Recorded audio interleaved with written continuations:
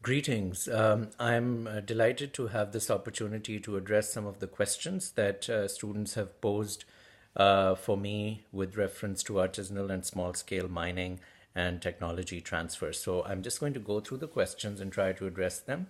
The first question is, what legal tools could be used to support and promote artisanal mining in areas where illegal mining predominates? Well, first of all, wherever there is illegal mining, there should be enforcement against illegal mining, because otherwise you will not be able to create formalization, a tax base, and give advantage to those who do want to follow the legal process. So, as with any illegal activity, enforcement action is really important. Now, how do you do enforcement of ASM in remote areas? We need much greater technological interface. So, the use of remote sensing techniques to be able to identify where illegal mining is occurring and then be able to enforce action quickly. That is absolutely key in terms of making sure that there isn't deforestation, pollution of riverways by artisanal mining activity. Because by its very nature, artisanal mining activity is highly itinerant. People basically mine for a few months, usually maximum a couple of years, and then they move on to other locations. So it doesn't create an incentive for remediation on its own. So you need enforcement against that. Once that is underway, then a formalization process can be put together by giving miners incentives to be able to join the mainstream trading activity. So, providing them access to markets through mechanisms such as cooperatives has been suggested. Not all cooperatives are successful. It all depends on the other side of the story as to how much enforcement there is of the illegal activity, because you have to give them incentives for market access and getting a reasonable profit. And then the other important aspect of formalization is direct development activity. So, giving artisanal miners opportunities for access to education, to healthcare and facilities through a formalization process, which gives them incentives to have their gems as well as their metals traded through proper channels. Second question was, does a technology manager have any role to play in the extractive industries and in what capacity? Absolutely. I mean, we have a huge amount of technology that is being used in the industry, right from the exploration phase all the way to closure. So, some individual who is able to track the rapid change of innovation in the sector would be important. A group of us, in fact, just published a book on innovations in the extractive industries. It's called Extracting Innovations, and in that we've documented more than 50 people who have contributed to the volume, many of whom have worked in the technology arena and industry, have documented the importance of rapid technology uptake in the extractive industries, and a technology manager could play a very important role in that regard. Third question is there a reputable central location for which a database exists for capturing these learnings for a wider section of the global population? Well, there are several efforts underway to have information exchange, information clearing houses. There is this effort called the Extractives Hub that was initiated by the British government.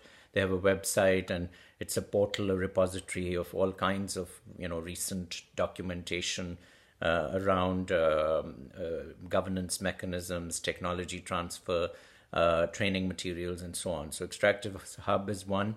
The Australian government had facilitated an effort some years ago called the Mining for Development Center. They have a wide alumni network, which was focused on developing countries. They also have a portal. It's called M4D Link, and you can try to connect with them if that's appropriate. And then there are regional efforts. Also, the African Union has the African Mining Development Center, which is now gaining further traction and should have a similar kind of interface available. There's the Intergovernmental Forum on Mining, Metals and Sustainable Development that the Canadians initiated. That also plays an epistemic role of trying to gather information and bring it together for parties, though it is driven by its member states currently, and they have some specific projects they work on. But they do have a good repository on their website too. So IGF, as it's called. So yes, many initiatives are underway. The Germans have their own efforts. They're doing videos of experts and called raw talks, and some of you may have seen those as well. So they're in fact far more efforts than perhaps one might think are even necessary, and there's a lot of redundancy and perhaps more streamlining is needed. So yes, lots happening. It's become in the last 5 years, the extractives have become a real area of interest for donors, and the industry itself has been investing in it as well. So in terms of the mining industry, ICMM, the International Council on Metals and Mining, has important efforts underway in this too. What is the compromise of ASM and the Minamata Mercury Agreement? Well, the compromise essentially is that there's a recognition within the Minamata Agreement that mercury will be used for the near future in artisanal gold mining. And so there's a compromise around the phase out of mercury in artisanal gold mining, and a recognition that this will require some time and technology transfer. And there's also more of a focus on clean usage and disposal of mercury in that transition phase, rather than a very rapid ban on mercury in ASM. So that's the ongoing activity with the Minamata in terms of a compromise. How long will the effort to eradicate mercury in mining be? Has there been a plan or budget to implement capacity and in technological help to encourage and speed up the change? It's hard to say.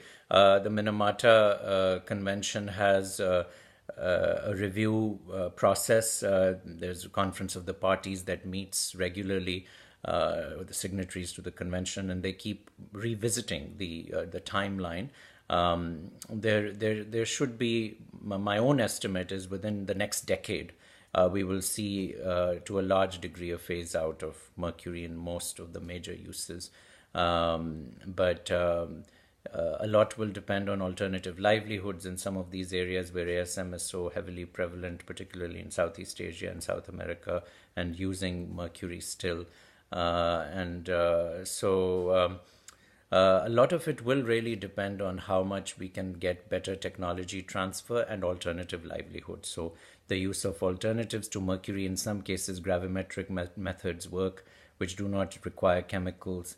In other cases, cyanide might be used instead of mercury. It poses its own toxicity challenges, but it's biodegradable, and hence it's not as biopersistent as mercury. Cyanide essentially decays after some time when exposed to sunlight, but it does cause rapid poisoning if it is allowed to enter waterways, so fish kills and so on. So there are trade-offs in all of these alternatives. Gravimetric methods are only suitable for some ores. So let's see how long that takes. I personally think the focus should be on alternative livelihoods and a transition for some of these miners who can find more safe and long-term sustainable careers. But recognizing that ASM has a traditional role it has played in societies, and if it can be done responsibly, it should be certainly allowed to proceed in the gold sector. Let's see. Now, the other question is about the popularity of WhatsApp and how it can be used for educational campaigns and so on. Yes, there's a range of social media tools which are being used for educational campaigns. Mining companies do use them. There are, in fact, consultancies which are using social media tools to collect survey data for companies regularly also, and then providing that feedback in terms of social risk management. A company called Borealis, for example, has developed such a tool. There's widespread interest on the use of smartphones to gather information, and also for educational campaigns, also for emergency planning and response, widely used in the industry. If there's a spill, how do you get messaging across? online courses, even mobile based online courses being developed, certainly. But in very remote areas, still there's a bandwidth problem. It's not so easy to be able to get the same kind of prevalence in places like remote parts of PNG and Central Africa and so on. So there is promise in cell phone technology and smartphone technology particularly, but broadband bandwidths will still limit the use of mobile apps like WhatsApp. And then finally, the question is, how are legal artisanal miners' activities monitored to ensure that they comply, for instance, with environmental standards? Well, this is all based on state capacity. We do not have, in many cases, the capacity of the state to monitor and enforce these mechanisms. So a lot of the reliance has to go through non-profit organizations. There are some NGOs which have really been able to develop a core interest area in ASM. I mean, there's a whole industry that has developed around supporting governance of ASM in the consulting domain. There are boutique consulting firms which just that's their bread and butter, and they're doing very well. So there's clearly a lot of interest in the donor community to support such efforts. So a lot of it is around working with these NGOs and consulting firms to be able to get access and ability for some of these countries that do not have the capacity to monitor themselves completely. So it will need to be some kind of a public-private partnership arrangement in the case of ASM enforcement. And certainly, where it's possible, there is enough local governance to allow for, village institutions to be able to monitor and enforce these mechanisms as well. So yes, huge challenge. That is why ASM needs to be considered, in my view, as a transitional livelihood strategy. It should not be romanticized because it is very difficult to govern, and it is a very difficult and arduous and often dangerous profession. But it is important. It's providing livelihoods for millions and millions of people. We cannot wish it away. We need to embrace it with certain level of pragmatism, but at the same time recognize that ultimately, if you do livelihood surveys of artisanal miners, a vast majority of them do not want to do this for the rest of their lives. They do want to transition to other kinds of careers, and we should respect that aspect of this field as well. All right, thank you. Feel free to be in touch by email if you have further questions. All the best.